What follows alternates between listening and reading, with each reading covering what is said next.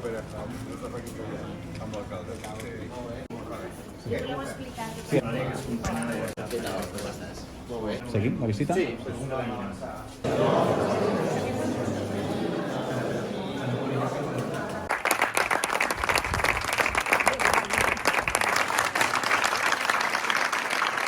Gràcies per donar no només el paraigües, no? Sinó també ser el combustible, el motor d'aquest projecte.